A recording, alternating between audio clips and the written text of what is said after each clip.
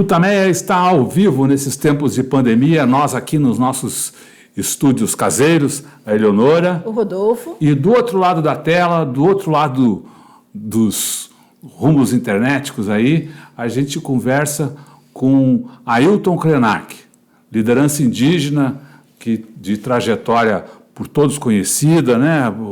Conhecida por muitos, que está aí há várias décadas lutando lutando pelos direitos dos povos originários e denunciando os ataques que esses povos vêm sofrendo, que a ideia de vida na Terra vem sofrendo, né? Então, a gente conversou há pouco com ele. Conte um pouco aí como é que foi a nossa conversa, Eleonora. Bom, é uma conversa muito forte, né? Porque ele fala da política genocida do governo Bolsonaro em relação aos povos indígenas, aos quilombolas. Ele fala dos conceitos, né, que estão por trás de tudo isso, né, e traça, enfim, uma perspectiva mais ampla, né, da questão, não só da questão dos povos indígenas, dos quilombolas, mas em relação à humanidade, né, os riscos que a humanidade está correndo nesse momento. Ele denuncia a situação, como você falou aí, os ataques que o Brasil vem sofrendo, que não é a terra dos povos indígenas, os ataques que o Brasil, claro que é uma coisa muito importante, estão matando índios o tempo todo, e o Brasil vem sendo atacado também por essas organizações, né, por essas elites que ficam aí botando máquinas, ele cita lá, máquinas de 10 milhões de reais na Amazônia, não é coisa de garimpeiro. Né? Com picareta. Com picareta. Está sendo barra pesada, né, assassinatos, invasões, um quadro que ele desenha aí muito ruim, né, para o Brasil, que tem se acentuado aí nos últimos tempos. E nessa entrevista aí que fizemos aí há pouco, ele discute a própria qual é a vida que queremos. Qual é a vida que queremos? Ou há chance de ter vida? Qual é o mundo que queremos? Quantos mundos temos? Né? Teve muita denúncia, mas teve também uma certa poesia também na entrevista, nessa forma de ver o mundo, de lembrar a importância de que a importância que a Terra tem para cada um de nós, né? Que a Terra tem para a humanidade. Teve uma discussão sobre esse conceito de humanidade também. Então, acho que foi uma entrevista muito, apesar de curta para os padrões aqui. É 1 hora quase. Do Tutameia. Foi uma entrevista... Desculpa. Toma um chazinho, vai. Foi uma entrevista muito densa, que se tratou e ele abordou aí temas fundamentais, temas de discussão fundamentais aí para que a gente possa sobreviver como uma sociedade com algum tipo de equilíbrio, se é que isso possa ter, não é isso? É isso. Vou botar aqui então a entrevista. Vamos lá, Rodolfo? Vamos lá. Então a gente vai rodar o VT, né? Roda VT. Você vê que ainda tem gente que ainda sabe que é VT. Mas, enfim, a gente vai rodar essa entrevista. A gente acabou de fazer, então começamos às 2h15, 2h20. A entrevista durou mais ou menos 1 hora. O Krenak estava na reserva Krenak em Minas Gerais, falou sobre as condições também do respeito aí à questão do isolamento social na aldeia e falou sobre o entorno, né? Entorno também que sofre problemas ambientais gravíssimos, né? Então vamos lá, com vocês. Antes. Essa entrevista fica disponível para você no nosso canal de vídeo no YouTube, é o Tutameia TV. Vá lá, se inscreva, clica na sinetinha e convide os amigos para se inscrever também, né? A gente acabou de ficar estamos muito orgulhosos, muito felizes de que acabou de bater na marca das 35 mil inscritos. Pô, é só você convidar 29 e todos os outros convidarem outros 29, que a gente chega em 1 milhão rapidinho, né? Então, e o nosso trabalho todo está ancorado aqui no site Tutameia. O endereço é tutameia.jor.br. Lá também você vai ter link para essa entrevista e uma breve reportagem mostrando aí os principais tópicos e as grandes frases do Ailton Krenak nessa entrevista ao Tutameia. Isso aí, vai lá. Ailton Krenak com vocês. Bom, boa tarde, Krenak. Muito bom ter você aqui com a gente aqui no Tutameia. A gente queria começar essa conversa com você pedindo que você contasse um pouco como você está enfrentando esse período de pandemia, de isolamento social. Você está onde e como você está se comunicando com as pessoas ou, enfim, enfrentando esse período? Então, eu estou aqui na beira do Rio Doce, né, onde tem uma reserva, é a aldeia indígena Krenak. Essa aldeia, ela é muito antiga, as pessoas sabem pouco sobre esse lugar, mas essa aldeia foi uma das primeiras reservas indígenas criadas pelo governo no começo do século passado. Em 1923, o governo da província de Minas Gerais, naquele tempo as províncias tinham administração diferente dessa coisa hoje que nós temos um governo central que administra o país inteiro. Naquela época a gente tinha os presidentes de província e aqui tinha um presidente que era o Arthur Bernardes.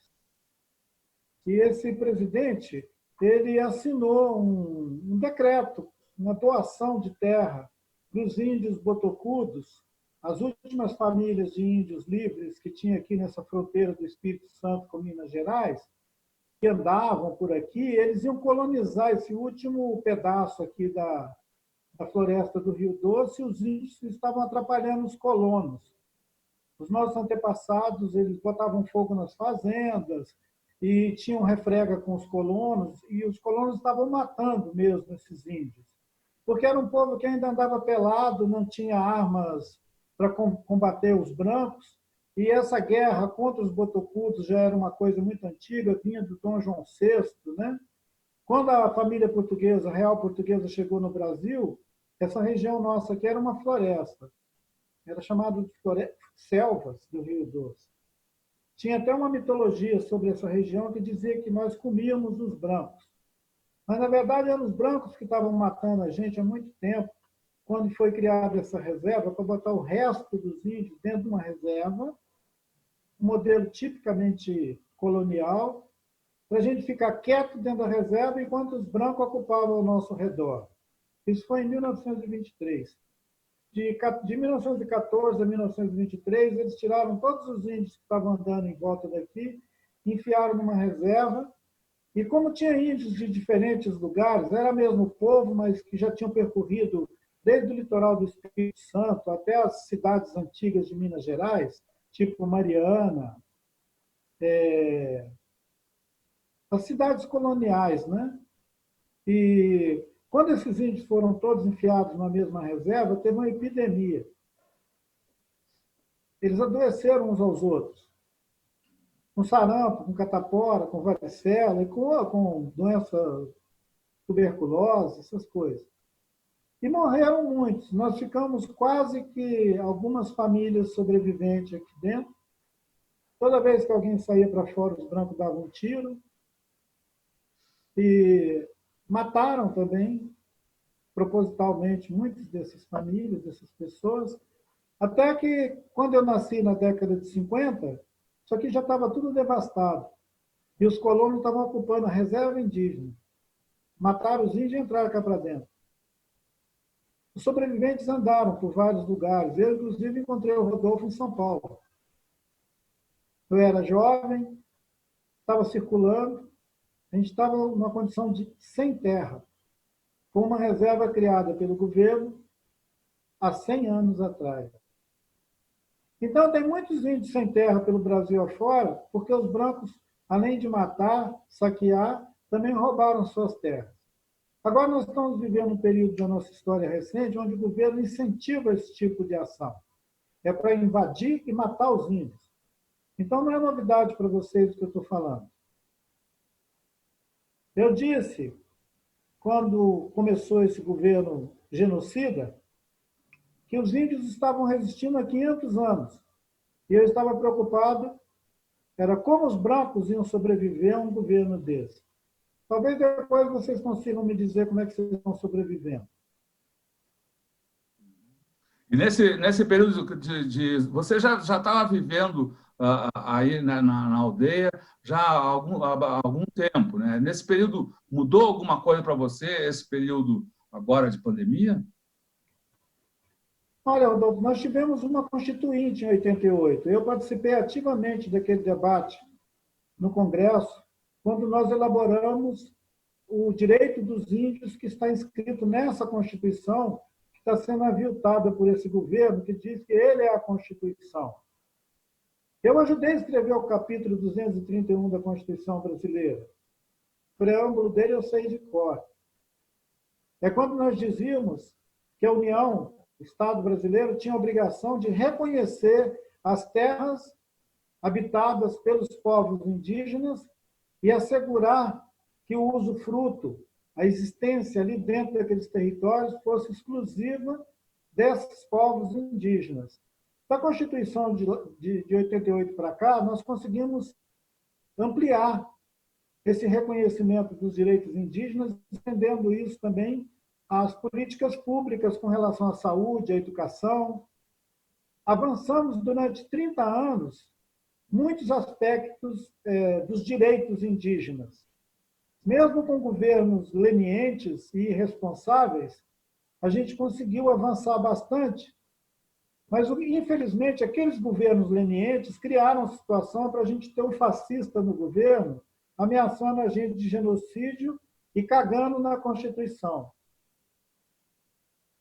Você já usou, eu está usando a palavra genocídio. O que o governo Bolsonaro incentiva é isso, que é a extinção, ou a luta para extinguir, a luta não, mas enfim, a ação para tentar extinguir os povos indígenas. E como isso se expressa na sua opinião?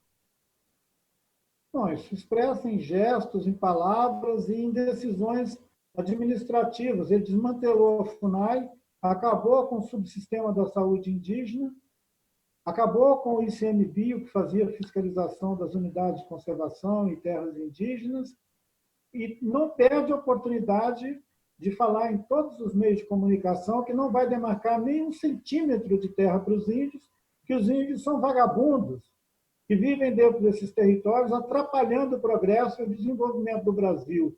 Nem o Hitler era tão cara de pau para falar contra os judeus como esse cara fala contra os índios e os quilombolas. Ele diz que os negros quilombolas precisam ser pesados por arrobas. Ele falou isso numa campanha a presidente da República. Ele disse que não ia demarcar terra para os índios e nem para os quilombolas. E que os quilombolas, ele sempre tratou com desrespeito público, agora ele afronta a vida de todos os brasileiros, e eu fico admirado de como que os brancos continuam fazendo de conta que tem um país civilizado. Krenak, você, lembrando o tempo da Constituinte, você é uma liderança que se destaca aí nessas décadas todas em defesa dos povos indígenas, que começaram a se organizar, eu acho, de uma maneira mais efetiva, justamente a partir da Constituinte. Como é que você vê a reação hoje dos indígenas frente a essa situação tão terrível? Eu vejo, antes da reação, eu vejo a organização indígena. Os povos indígenas são estimados em 305 etnias, 305 povos. E vai desde os nossos irmãos Guarani, que estão aí no Pico do Jaraguá, onde tem as antenas de TV, passando pelas aldeias do interior de São Paulo, descendo para o litoral, onde tem as aldeias Guarani, na Mata Atlântica, Paraná, Santa Catarina, Rio Grande do Sul, até Roraima, lá na fronteira com a Venezuela. Nós falamos uns com os outros. Eu falo com qualquer parente meu em qualquer aldeia do Brasil. Isso se chama organização. Eu quero saber qual a outra comunidade no Brasil fala uns com os outros, do Rio Grande do Sul até o Amapá, quando quiserem. Porque são respeitados, são reconhecidos e tem solidariedade entre eles. Eu queria saber qual outro grupamento do Brasil faz isso. Então, isso é organização. É uma organização que começou na década de 70 com o nome de União das Nações Indígenas. Eu fui um dirigente da União das Nações Indígenas. Eu ajudei a fazer isso. Assim como eu participei na escrita da Constituinte, eu participei também do processo de retomada de territórios em vários lugares do Brasil. E nós ficamos sozinhos, de certa maneira. Porque nem o arco disso que chamam de ambientalismo, nem o pessoal dos movimentos sociais conseguem fazer uma presença verdadeira onde a luta está ocorrendo. Os nossos territórios estão sendo invadidos por garimpeiros e madeireiros. Tem bandidos armados invadindo as terras indígenas e matando os índios. E o resto dos brasileiros fica assistindo isso como se nós continuássemos ainda uma guerra colonial de ocupação do Brasil. Está na hora dos brasileiros tomar vergonha na cara e ficar de pé e se fazer respeitar. Se vocês acham que os índios devem ser mortos logo, então tornem público isso. Senão vocês se levantem junto com os índios e enfrentam essa corja que está tentando nos matar. Ué. Você estava falando da questão dos assassinatos, das invasões, dos madeireiros, de tudo que está... Você pode descrever para a gente onde estão acontecendo essas agressões, esses assassinatos? Você pode nos dar um panorama geral, ou, aliás, específico das regiões onde isso está sendo mais intenso? Vamos começar por Roraima. Teve uma grande luta do povo Wapixana, Macuxi, Taurepang, uma lista grande de povos que viviam num território ameaçado. Eles lutaram e demarcaram uma terra contínua chamada Raposa Serra do Sol. Foi uma luta muito difícil, foi uma luta que botou em risco a vida de muita gente, muitos morreram por isso. Eles conseguiram demarcar esse território contínuo e agora essa área está invadida por garimpeiros que querem tirar diamante dentro daquela reserva. Eles estão cooptando pessoas indígenas de dentro do próprio território para que apelem ao Bolsonaro dizendo que estão querendo ficar ricos. Porque essa campanha de cooptação é também feita pelo governo desde os primeiros dias desse governo, indo para dentro de reservas indígenas, cooptar lideranças para dizer que querem o agronegócio lá dentro, dizendo que os índios vão fazer parte da devastação do Cerrado, com esse negócio de agro é pop, agro é isso, agro é aquilo, essa palhaçada midiática. Eles estão destruindo o Cerrado e invadindo as terras indígenas em Rondônia e no Mato Grosso com o propósito de expandir a soja, invadindo terras na Amazônia com o objetivo de consolidar o garimpo e entrar em cima disso depois com a mineração. Tem uma disputa que é feita entre a mineração industrial e essa invasão garimpeira que está sendo feita agora, que tem 20 mil garimpeiros dentro da terra indígena Yanomami. Eles estão fuçando a terra Yanomami como se fossem porcos, metendo bombas e arrebentando a paisagem da floresta, transformando tudo em lagoa podre, cheia de mercúrio, onde eles estão lavando ouro. Existe um grupo de trabalho liderado por um vice-presidente chamado Mourão, que disse que é o grupo de trabalho sobre a Amazônia. Eu não sei o que é que eles estão fazendo com aqueles garimpeiros, fazendo a maior devassa na floresta, e esse general de pijama, eu não sei o que ele está fazendo. Ele dirige um grupo especial sobre a Amazônia. Será que ele está fazendo o quê? Ele está fazendo supervisão do garimpo na Amazônia? Os garimpeiros continuam entrando de balsa, entrando por terra, entrando de tudo quanto é jeito. Tem pistas de pouso dentro de reservas indígenas feitas com trator. Como é que eles chegaram com trator dentro dessas reservas? Tem maquinário dentro dessas terras indígenas, na terra dos índios Xicrim e Caiapó, no Pará, tem maquinário que você só assiste em obras de construção de metrô em São Paulo. São retroescavadeiras, são máquinas caríssimas. Algumas daquelas máquinas podem custar até 10 milhões. Garimpeiros não têm dinheiro para comprar máquina de 10 milhões. Quem tem dinheiro para comprar máquina de 10 milhões são os senadores da República, governadores, ex-governadores, ministros, ex-ministros. Então, abram o olho, gente. Não é garimpeiro miserável com uma picareta e uma carriola na mão que está invadindo a Amazônia, não. Quem está invadindo a Amazônia são os capitalistas que têm dinheiro para botar máquinas de 10 milhões lá dentro. A última ação que o ICMBio fez de destruir máquinas, o diretor do ICMBio foi demitido. Ele foi demitido provavelmente porque estava destruindo as máquinas dos patrões dele, ou dos ex-patrões dele. Basta ter um pouco de inteligência e ver quem está roubando e quem está matando quem aí, por quê. Não precisa uma investigação assim. Se um cara aparece com a bandeira dos Estados Unidos marchando na frente do Palácio do Planalto, ele já deveria ser preso só por isso. Você vê o interesse do grande capital nacional e internacional nessas ações? O que está vendo, então, não é um bando de pessoas, como você está dizendo, com picaretas. Está vendo uma ação empresarial de devastação e de ocupação e de assassinato em série nas terras indígenas. Olha, amigos, vocês sabem que nós já estamos há muito tempo, antes do Covid-19, nós estamos passando por uma espécie assim de guerra híbrida, onde nós somos o tempo inteiro bombardeados por mentiras, manipulação e uma espécie assim de rendição de uma ideia de país a uma subservente atitude com relação ao capitalismo global.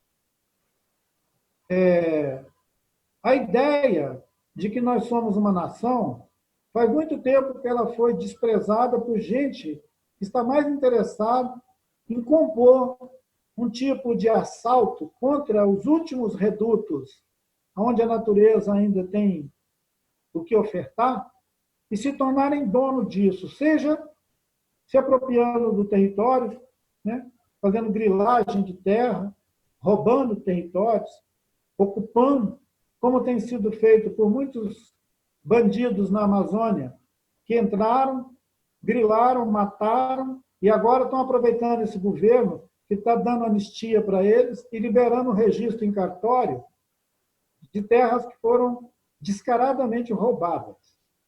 Eles estenderam o limite dessas áreas, que antes era tipo 25 hectares, para 100 hectares, depois para 250 hectares, depois para 2.500 hectares. É progressivo.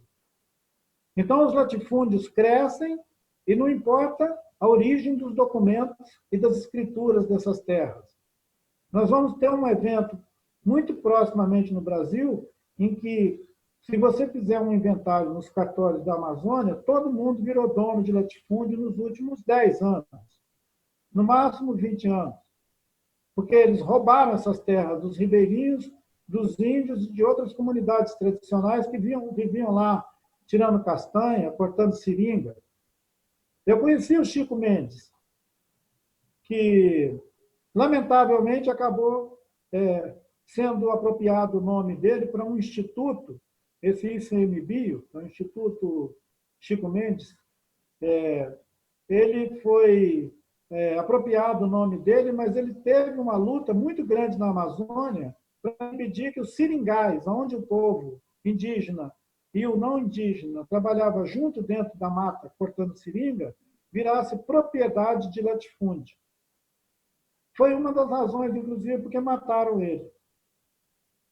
Ele lutou para não deixar isso acontecer. E ele morreu. Depois o governo se apropriou do nome dele, a Marina Silva teve essa ideia genial de botar o nome dele no Instituto Público, para ele ser avacalhado agora por um governo que faz o que faz com o Instituto Chico Mendes. Isso é para a gente ter um pouco mais de conhecimento da nossa história e entender quanta besteira a gente faz quando a gente se julga suficientemente informado para tomar decisões sobre o destino dos outros.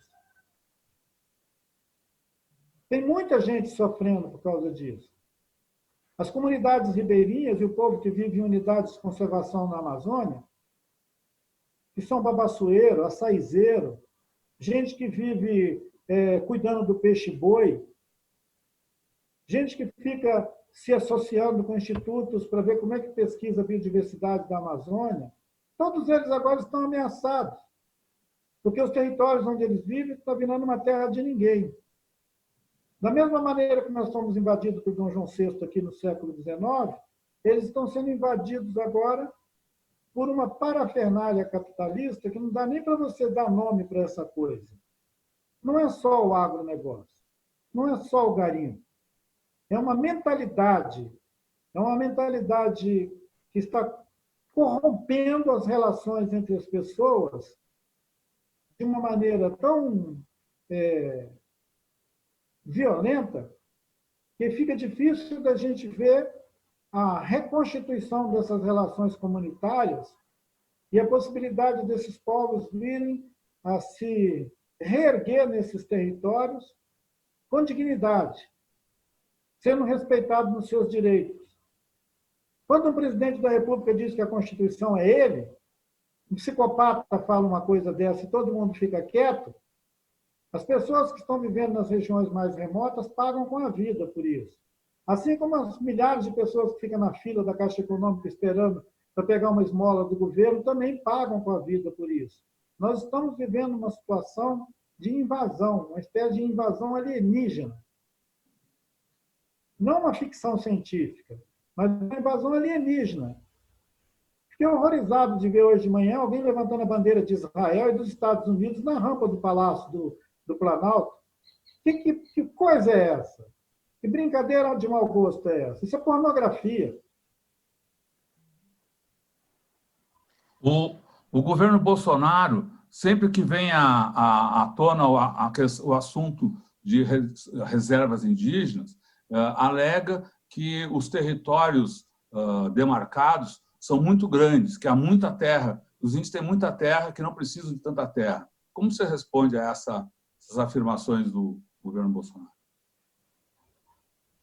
Rodolfo, eu não posso responder uma conversa dessa. Se uma pessoa fala uma coisa totalmente sem noção para você e você responder, você está querendo entrar num diálogo de doido, né? Essa conversa fiada de que os índios têm muita terra ou pouca terra não é recente, essa conversa é antiga. A gente podia até considerar que essa conversa é desde que o Caminha escreveu uma carta para o rei de Portugal dizendo que tinha encontrado um lugar que era um paraíso e que havia um povo ali que não tinha noção da riqueza que tinham sob os seus pés, que eles eram inocentes, andavam nus. E essa ideia colonialista, ela nunca mudou. A carta do Pero Vaz de Caminha e as cartas que sucederam ele, cartas régias e tudo, sempre acharam que os índios têm muita terra. São os imbecis. Nós não temos terra. A terra é a nossa mãe.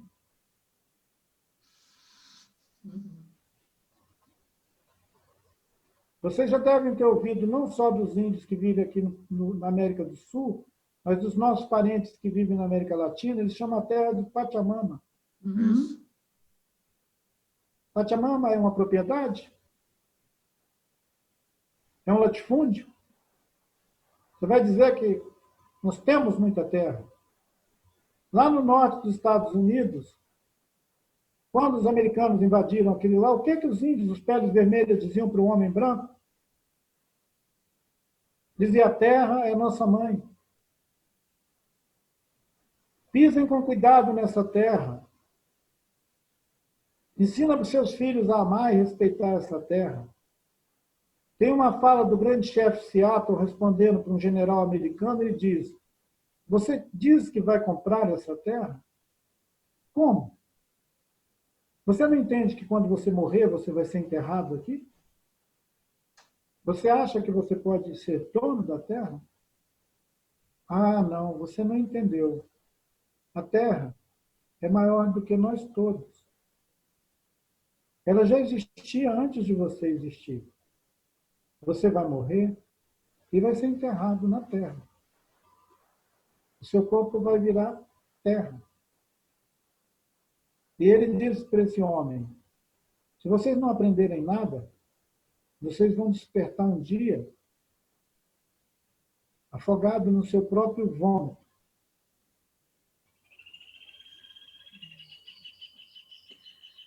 Krenak, essa ideia, isso que você está falando agora, é toda uma mentalidade, toda uma ideia que a gente, de longe, parecia que essas ideias estavam ganhando espaço, estavam ganhando apoio na sociedade brasileira, na sociedade mundial, essa percepção que você está começando a descrever aqui do conceito, né, da natureza, da relação do homem com a natureza, da terra, e parecia que a gente estava caminhando para um lugar melhor. Agora a gente vê esse retrocesso selvagem que está acontecendo, e você está comparando isso à história das invasões nos territórios indígenas no Brasil, nos Estados Unidos. A gente está voltando para... A gente não aprendeu nada em todos esses séculos, ou desses anos todos. O que acontece que a gente dá essa guinada? Ou não tinha uma guinada e a gente achava que estava vivendo um período melhor? A questão, Eleonora, é melhor para quem? Nós estamos vivendo globalmente um aquecimento da atmosfera do planeta. Nós estamos vivendo um período que os cientistas, nos últimos 40 anos, estão alertando que é de mudança do clima do planeta para pior, onde toda a vida no planeta entra em alerta. Não só dos seres humanos, mas do urso polar, das baleias, dos golfinhos, das florestas, da biodiversidade do planeta sendo destruída.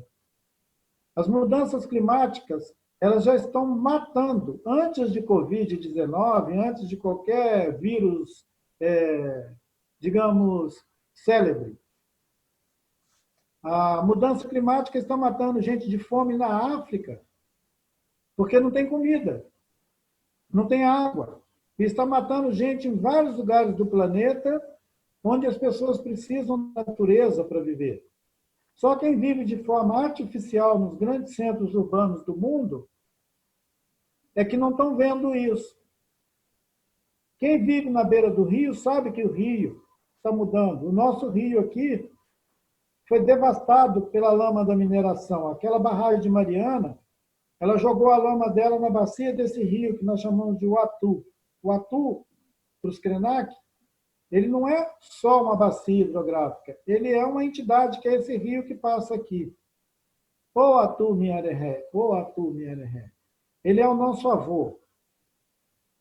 Há 4 anos ele está em coma, e nós estamos aqui velando o corpo dele.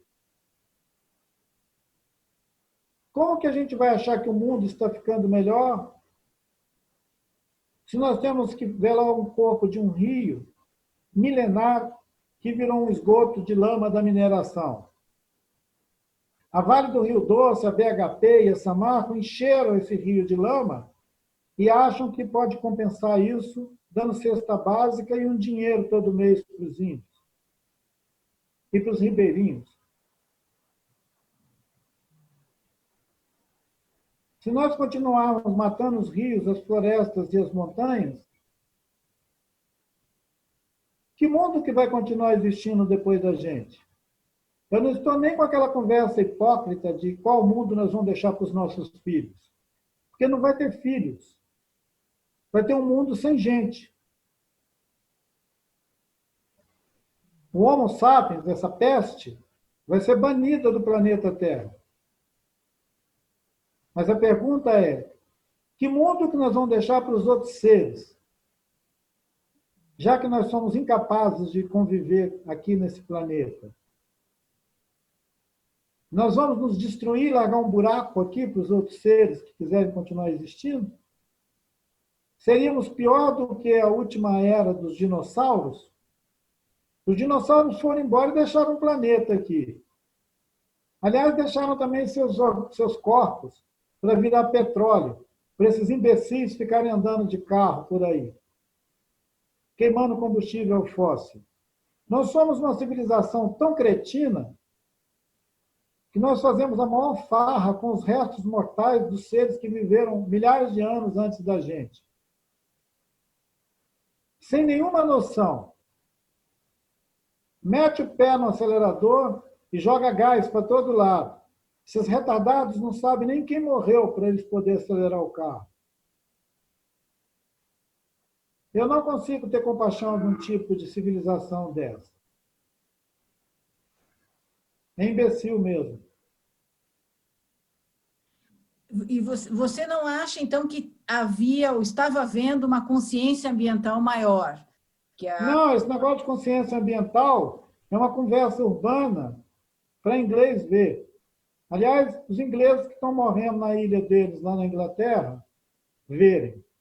E agora sentir também. Consciência ambiental é uma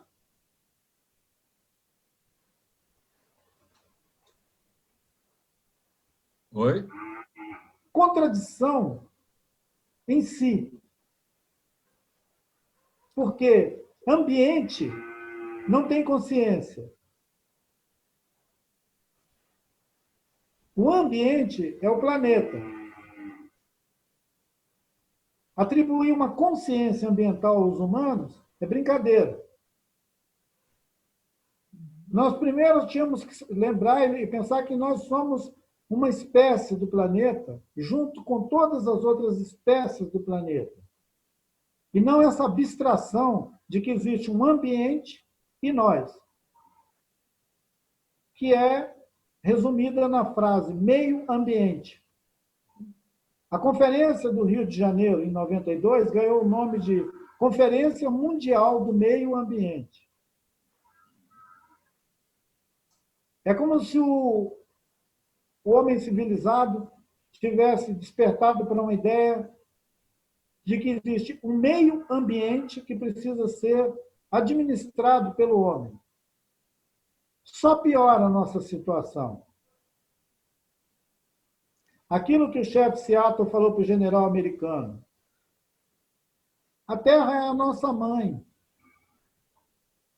Ou a gente ouve a palavra dela e vive ela, vive a experiência terráquea, ou não tem conversa de meio ambiente. Consciência ambiental foi o que nos enfiou nesse buraco que nós estamos. Eu não participo de nenhuma organização ambientalista. Faz muito tempo que eu falo com os meus amigos da minha geração, eu vou completar 67 anos, eu falo com eles, gente, que meio ambiente? Que abstração é essa? Ou você está dentro desse organismo que é a Terra, ou você está contra esse organismo que é a Terra, dominando, tirando montanha, fazendo ferro, fazendo minério, consumindo combustível, depredando o planeta, destruindo tudo, com essa conversa fiada de meio ambiente. Eu sei que isso incomoda o pessoal que vive nas grandes cidades. Porque quem vive numa grande cidade, ele não tem muito mais para fazer, além de uma espécie assim, de profissão de fé ambiental. Como se fosse uma espécie assim, de uma conversão a uma nova religião. Só que não adianta nada, não é a religião que vai salvar a nossa relação com o planeta. É responsabilidade e consciência de onde é que nós estamos, de onde nós viemos, a menos que as pessoas achem que a gente vai poder reproduzir vida em laboratório. Krenak, toda essa discussão que existe já há algum tempo, e que agora na pandemia foi intensificada, de que esse modelo que a gente vive é absolutamente insustentável, consumista, enfim, exploratório, genocida. Tem muita gente que, no âmago dessa situação agora que a gente está vivendo, está dizendo, olha, tem que parar com isso, tem que mudar. Você acha que essas ideias podem crescer nesse momento, ou é tudo conversa fiada que vai desaparecer assim que as quarentenas acabarem e a vida voltar a um ritmo normal? Tem saída para isso? Olha, quem sabe um trauma coletivo vasto, com milhares de pessoas morrendo, seja realmente significativo para que as pessoas saiam do egoísmo e pensem socialmente, com implicações para além da sua própria vontade pessoal. Mas eu me lembro, e você também, de alguns caras que ocupavam lugar de poder, milionários, ou com poder de política, que sofriam um trauma, tipo, batia a cabeça numa pedra, era internado no UTI e saíam de lá jurando que tinham mudado de vida. Você espera o cara 2, 3, 4 anos, lá vai ele de novo, se meter nas mesmas sacanagens. O milionário, que o avião dele caiu no deserto, ele teve que comer gafanhoto para sobreviver, ele escreve um livro de autoajuda, ele vira monge. Acompanha ele, vai ver até onde ele vai. Então, essa ideia de que os humanos, levando uma paulada na cabeça, se recuperam para uma outra existência, é uma ideia um pouco ingênua. Os mecanismos que estão constituídos e que faz a civilização global ser subserviente e devota à mercadoria, ao consumo, uma espécie de corrida contra o tempo para disputar uns com os outros quem compra mais, quem tem mais grana ou quem tem mais poder, ele é o tempo inteiro visível. A pessoa sabe que a floresta é importante, mas se puder construir um prédio de 30 andares e der os 2 pisos superior para ele, ele deixa devastar a floresta porque ele vai ganhar as 2 torres lá de cima. Então, assim, tem uma renúncia ao sentido da vida comum, da vida ampla, ligada com seres, e essa possibilidade de você ganhar alguma coisa. Nós nos constituímos mesmo numa humanidade egoísta, que segrega, que discrimina. Tem 70% da população do planeta que pode morrer de fome se não estiver no ritmo da mercadoria do mundo do trabalho. Muita gente agora que está sendo recomendada ficar em casa, ele fala, vou ficar em casa para quê? Para eu morrer de inanição? Né? Se eu ficar em casa, quem é que vai trazer comida para mim? Então, eles vão para as filas da Caixa Econômica para pegar R$600 e antecipam, de certa maneira, a morte mesmo. Porque muitos deles vão pegar contágio na fila da Caixa Econômica. E eu estou dando esses exemplos do Brasil, porque nós estamos vivendo uma crise sobreposta, uma crise sanitária, uma crise política e quase que cumulando com uma crise também no sentido de identidade, de quem nós somos e o que nós estamos fazendo nesse acampamento aqui. Isso. Um acampamento de quase 200 milhões de pessoas que não se reconhecem. Não reconhecem uns aos outros. Há alguns anos atrás, os helicópteros sobrevoavam as favelas do Rio de Janeiro, escolhendo em quem eles iam dar um tiro. Eu fiquei horrorizado de ver um sujeito sendo celebrado como um desses snipers, um cara uma espécie de franco-atirador, sujeito que fica num lugarzinho, concentradinho, e dá um tiro bem na cabeça de quem mandarem ele matar. É esse tipo de sociedade que você quer que continue existindo? Que eu quero que continue existindo? Que sociedade você quer que continue existindo? Com certeza não é essa sociedade escravocrata, racista, que está dominando o mundo. Né? Os povos originários, os povos indígenas, esses que eu já lembrei que vivem na América Latina, no Norte e aqui no Sul, estão há muito tempo mostrando que tipo de sociedade que eles gostariam que continuasse existindo.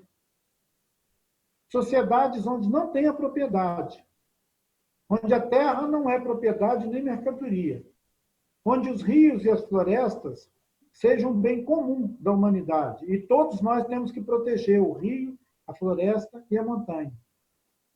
E não uma sociedade que quer correr para ver quem fica dono da montanha, quem é o dono da mineradora, quem é o dono dos bancos.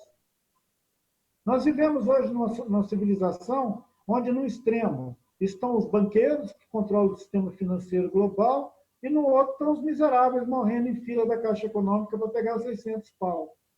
É claro que eu não quero esse tipo de civilização, ou esse tipo de humanidade. No meu livrinho Ideias para Adiar o Fim do Mundo, eu ponho em questão se isso é uma humanidade. Esses livros que estão aí na prateleira atrás de vocês, se vocês abrirem eles, eu acho que pelo menos 3 de cada 10 deles vai ter um texto que evoca um tipo de existência que é a humanidade. Uma ideia de humanidade. E essa ideia de humanidade foi sendo embalada como se fosse um mantra, até que todo mundo repete que nós somos uma humanidade. Que humanidade? Essas que andam de helicóptero escolhendo a cabeça de quem vai dar um tiro? Essa que manda as pessoas ir para uma fila, dormir de madrugada numa fila para pegar uma ajuda, para eles não morrer de inanição, mas eles vão poder morrer de contágio?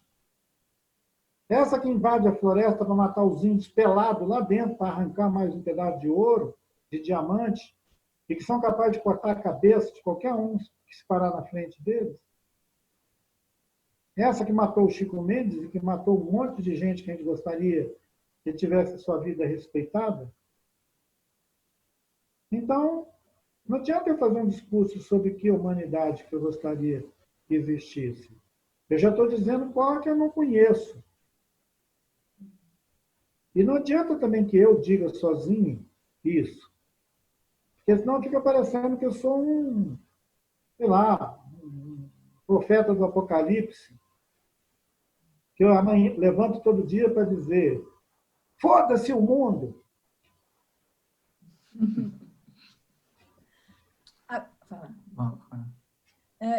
Krenak, a questão dos ambientalistas que você falou, o discurso ambientalista que você criticou, te parece que o capitalismo tenta embrulhar esse discurso capitalista e capturar ambientalista? O capitalismo usa esse discurso do ambientalismo de alguma forma distorcida, de alguma forma para faturar em cima disso. Eu estou lembrando aqui figura que cresceu nos últimos tempos, a Greta, por exemplo, é uma pessoa que está sendo levantada como preocupada com essa questão ambiental. Como é que você vê, o que você diria para uma juventude que eu acho que é crescente, que está preocupada com isso, sim, quer fazer alguma coisa? Esse discurso não leva a nada, o que fazer? A pergunta que você está me apresentando, ela tem muitas vertentes. Você parte de uma pergunta que eu consigo comentar em primeiro plano, que é uma ideia ambientalista, como uma atualização dos mecanismos de consumo e de dourar a pílula do capitalismo, e uma outra que é sobre uma geração de 9, 10 anos de idade que olhou seus pais milionários e disse: esses caras estão destruindo o mundo, nós não queremos ser os herdeiros dessa riqueza, porque ela é uma riqueza injusta. E começaram a botar isso em questão. Isso é a geração da Greta. Com eles eu tenho muito para falar, mas com os caras que douram a pílula do capitalismo, não, eu não tenho nada para falar, porque eles já estão fazendo isso há muito tempo e sabem o que estão fazendo. Inventaram esse papo de sustentabilidade, né? Então, você pode ter um carro sustentável, você pode ter um prédio sustentável.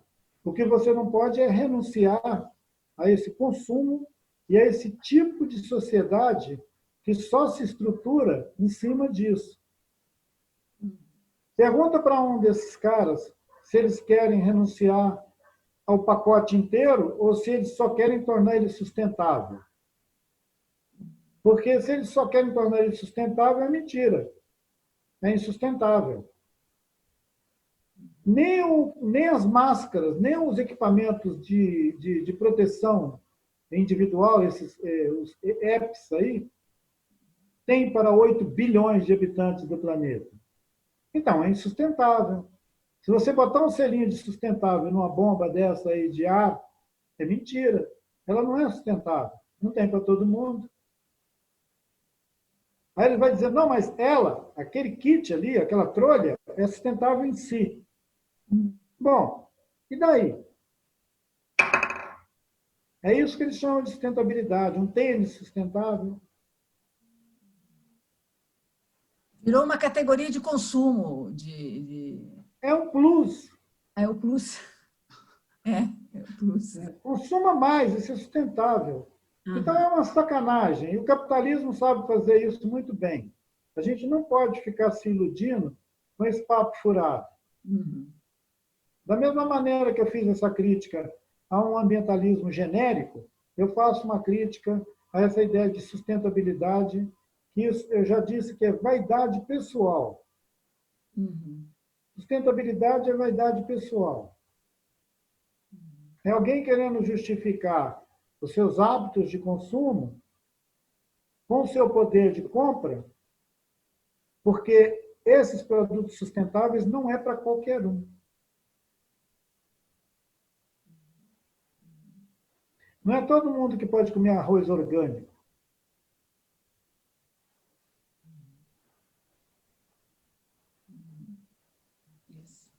Então, que papo furado é esse de sustentável?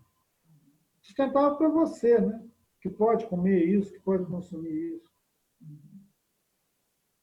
E esse seu que seria essa mensagem que você poderia dar para essa juventude, não só os filhos desses bilionários, mas a juventude do mundo, que também, em boa parte, se vê ameaçada aí por não ter futuro, né?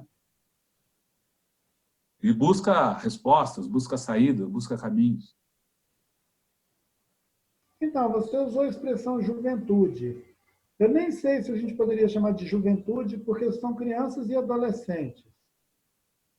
E, nesse caso, crianças e adolescentes, quando eu não penso eles na classe de crianças e adolescentes filhos de milionários e na classe de crianças e adolescentes que estão aí no mundo sem saber o que fazer. Eu penso numa humanidade possível, diferente dessa coisa que nós viramos, que está totalmente cooptada pelo consumo e pela mercadoria. A minha esperança é de que essas crianças e esses adolescentes saiam fora dessa. Sair fora. Não só os que têm herança, mas os que estão também no mercado de trabalho, desde cedo, fazendo trabalho semi-escravo. Condições análogas à escravidão. Meninos, meninas de 8, 10 anos. Porque esses dispositivos, Rodolfo, eles se articulam. Só existe meninos e meninas filhos de bilionários porque existe bilhões de meninos e meninas escravos. Se articulam.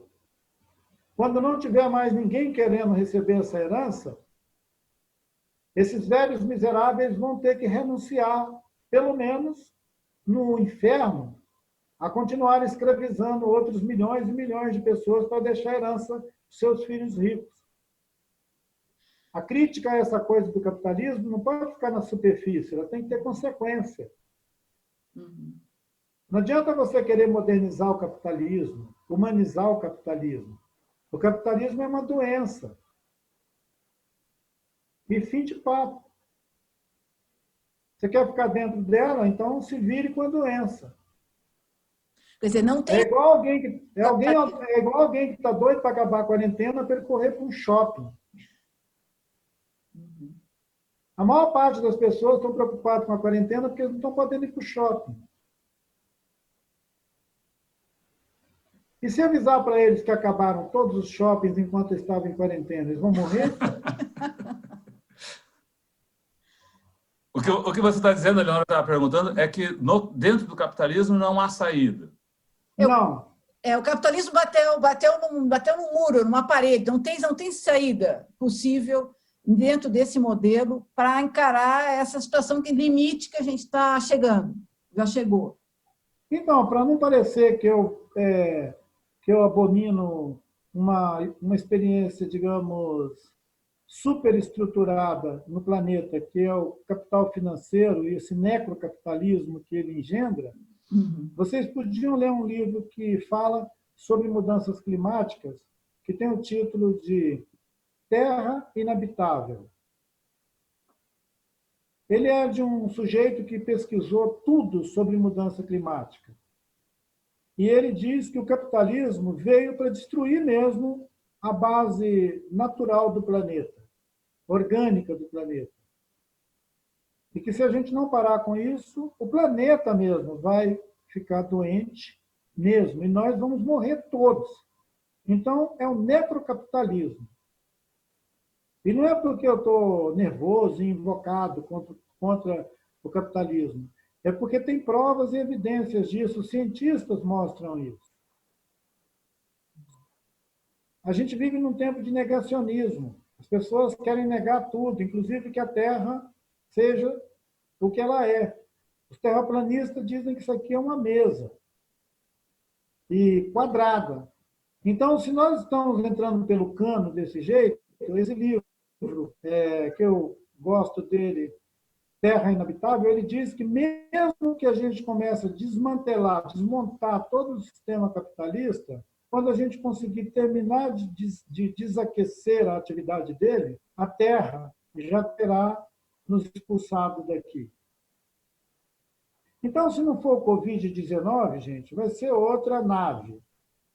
Mas esse pessoal aqui já deu. Nós vamos ser dispensados numa boa antes do segundo tempo. Você citou aqui, ao longo da nossa conversa, o seu livro Ideias para Adiar o Fim do Mundo. É possível adiar o fim do mundo?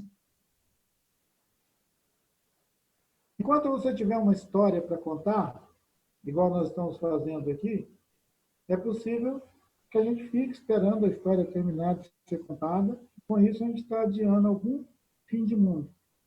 O que é importante é que não existe um mundo só. Existem muitos mundos. E qual deles a gente quer adiar? É igual aquela história do ancião que o netinho dele chegou e falou: vô, eu tenho 2 lobos que ficam brigando dentro de mim. Um quer fazer o bem e o outro quer fazer o mal. Qual dos 2 vai ser o vencedor? E o ancião disse para o neto dele: aquele que você alimentar mais.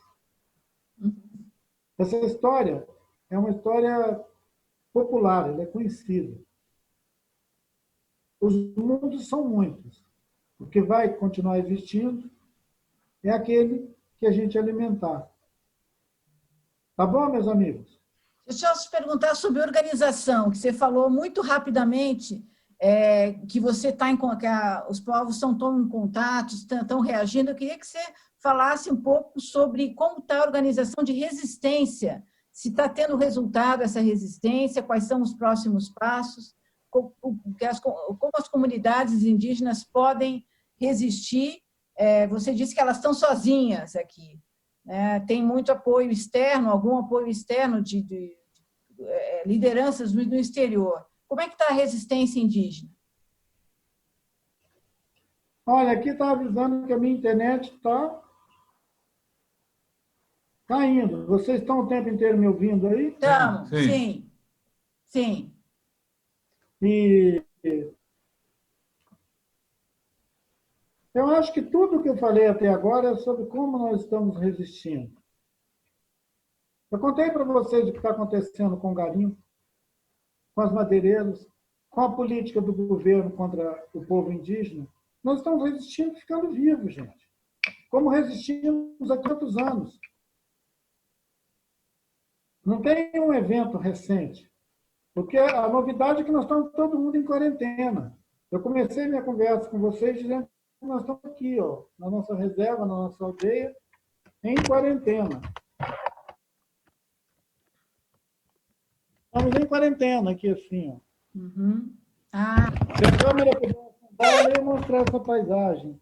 Nossas casas aqui em volta. Está todo mundo nas suas casas. uhum. Não teve nenhum caso aí de A vírus? gente visita uns aos outros, mas com uma consciência de que essas visitas têm que ter limite, que a gente não pode criar aglomerações aqui dentro.